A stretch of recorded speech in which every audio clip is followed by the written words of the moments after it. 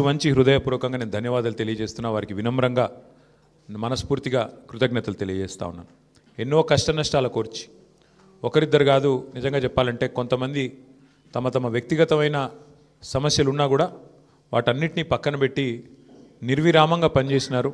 వారందరికీ పేరు పేరున హృదయపూర్వకంగా వినమ్రంగా నమస్సులు, వినమ్రంగా ధన్యవాదాలు. దాదాపు ప్రతి బూత్లో 407 బూత్లు ఉంటే ప్రతి బూత్లో మా జూబ్లీహిల్స్ స్థానిక నాయకత్వం చాలా అద్భుతంగా కష్టపడ్డారు. వారికి కూడా హృదయపూర్వకంగా నా ధన్యవాదాలు, హృదయపూర్వకంగా వారికి కూడా నమస్కారాలు. శ్రీమతి మాగంటి సునీత గోపీనాథ్ గారు అభ్యర్థి కొత్తదైనప్పటికీ, వారికి ఇదివరకు రాజకీయ అనుభవం లేకపోయినప్పటికీ వారు కూడా నిజంగా చాలా కష్టపడ్డారు. చాలా పెద్ద ఎత్తున వారు కూడా మరి పోరాటం కూడా చేసినారు. చివరి రోజు మరి ఏ రకంగా వారు పోరాడినారో మీరు అందరూ కూడా చూశారు. వారికి కూడా నా అభినందనలు. ఎందుకంటే కొత్త అభ్యర్థి అయినప్పటికీ, ఎక్కడా కూడా ప్రత్యర్థి ముఖ్యంగా అధికార పార్టీ అయినప్పటికీ, అధికార యంత్రాంగం మొత్తం ఉన్నప్పటికీ వారు కూడా మొక్కవోని ధైర్యంతో కొట్లాడినారు. సునీత గోపీనాథ్ గారికి మనస్ఫూర్తిగా నా అభినందనలు. అట్లాగే బీఆర్ఎస్ పార్టీకి మరి ఓటేసిన జూబ్లీహిల్స్ ప్రజలకి మరి చివరి ఓటింగ్ శాతం ఇంకెంత తెలియదు, బట్ చాలా గణనీయంగా గౌరవప్రదంగా మా పార్టీకి కూడా ఓట్లు వచ్చినాయి.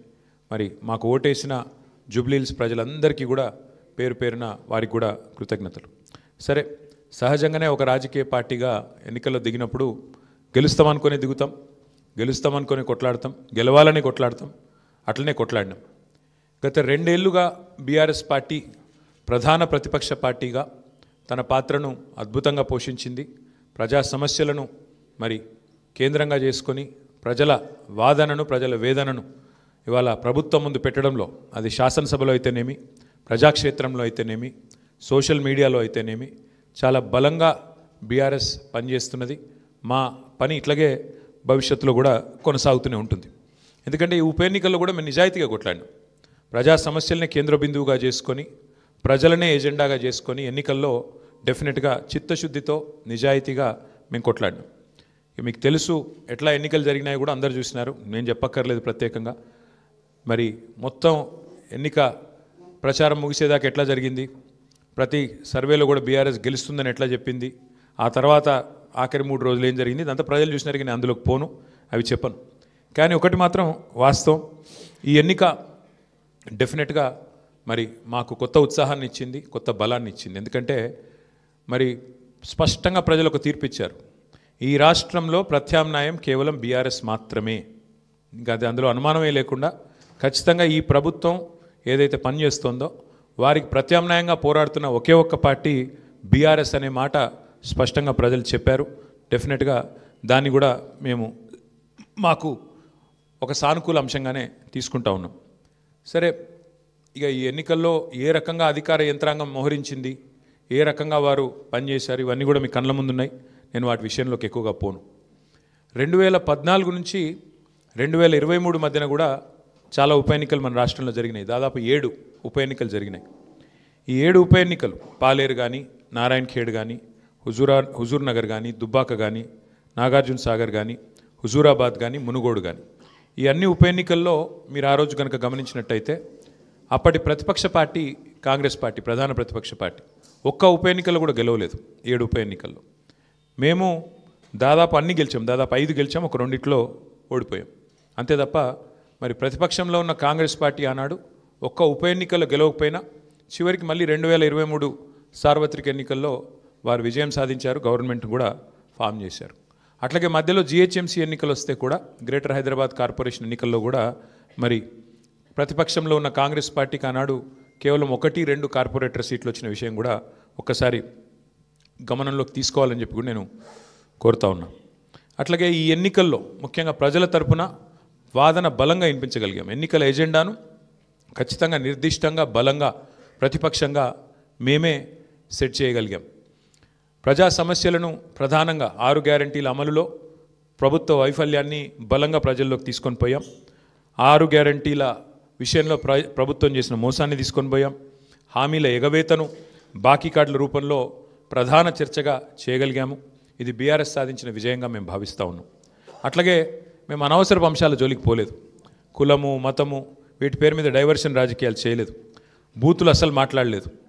ఆఖరికి ప్రభుత్వంలో ఉన్నవాళ్ళు ఫ్రస్ట్రేట్ అయిపోయి బూతులు మాట్లాడినా మేము మాత్రం బూతులు మాట్లాడలేదు, కేవలం ప్రజా సమస్యల గురించే మాట్లాడాం. చాలా హుందాగా ఈ ఎన్నికల్లో కొట్లాడినామని చెప్పి నేను అనుకుంటా ఉన్నా. అట్లాగే జనాలకు అవసరమైన పాయింట్లు, ప్రజలకు అవసరమైన పాయింట్లను మాత్రమే చర్చకు పెట్టాం.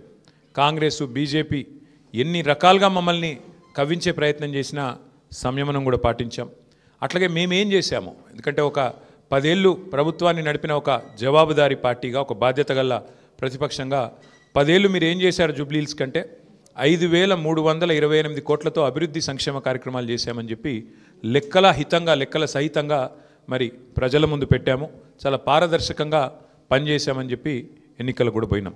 అట్లాగే కాంగ్రెస్ ఎగ్గొట్టిన వాటిని కూడా లెక్కలతో సహా ఇంటింటికి తీసుకొని పోయాం బాకీ కార్డుల ద్వారా. అట్లాగే ప్రజా సమస్యలు, బస్సు ఛార్జీల పెంపు మీద నిరసన చెప్పాము. బస్తీ దవాఖానాలు విజిట్ చేసి ప్రభుత్వ యంత్రాంగంలో చలనం తీసుకొచ్చాము. హైడ్రా విధ్వంసం మీద, ప్రభుత్వంలో ఉన్న పెద్దల ద్వంద్వ ప్రమాణాల మీద, డబుల్ స్టాండర్డ్స్ మీద కూడా ప్రభుత్వాన్ని ఎండగట్టగలిగాం.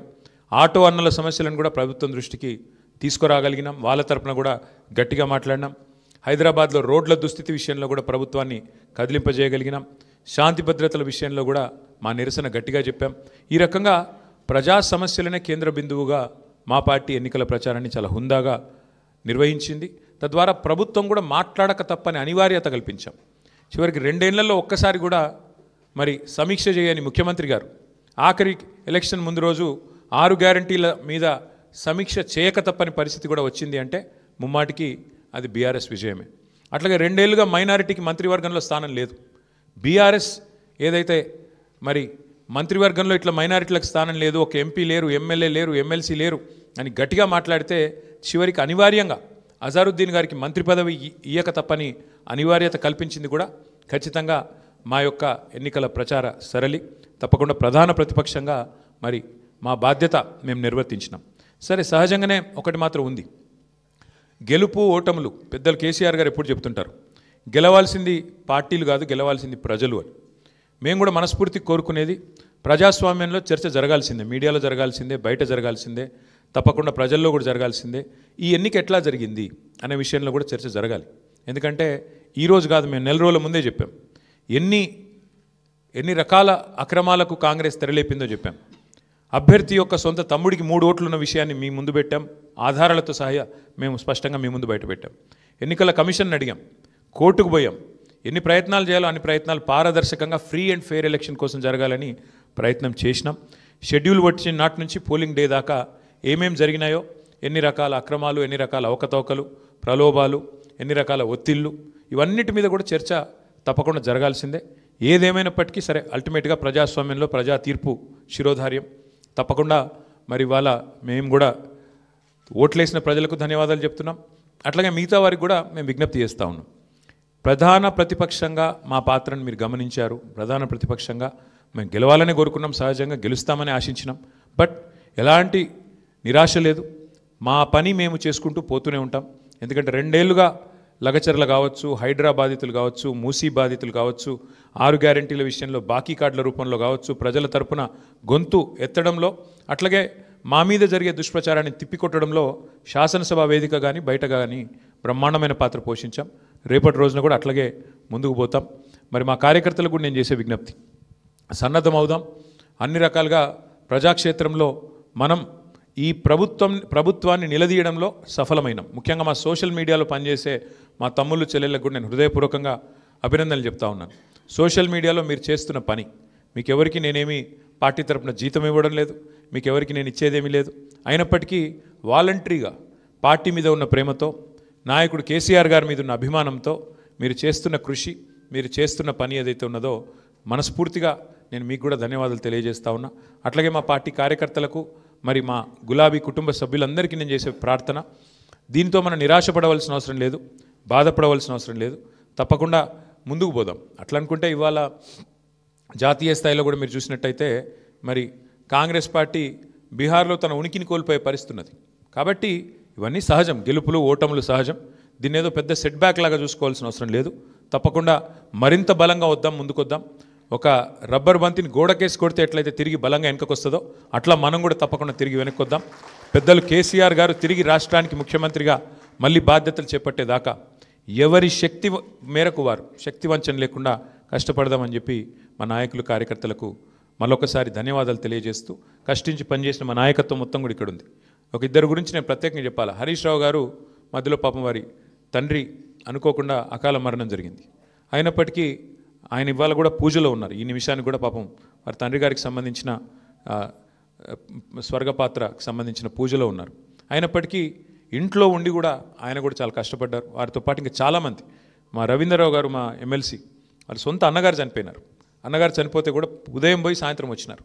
అంటే అంత కమిట్మెంట్తో మా నాయకత్వం పనిచేసింది. అట్లా ఇంకెంతోమంది ఉన్నారు. నేను ఒకరిద్దరు పేర్లు చెప్తున్నాను, ఏమనుకోవద్దు. ఎంతోమంది నాకు తెలిసిన 2 ఎగ్జాంపుల్ చెప్పినాను. ఇంకెంతోమంది తమ తమ కుటుంబాలను వదిలేసి దీపావళి కూడా పోకుండా మా నాయకులు హైదరాబాద్లోనే ఇక్కడే ఉండి దీపావళి పండుగ కూడా పోకుండా కుటుంబంతో ఉండకుండా జూబ్లీహిల్స్ నియోజకవర్గంలోనే మకాం వేసి పనిచేసినారు. వాళ్ళందరికీ కూడా నేను శిరస్సు వంచి ధన్యవాదాలు తెలియజేస్తా ఉన్నా.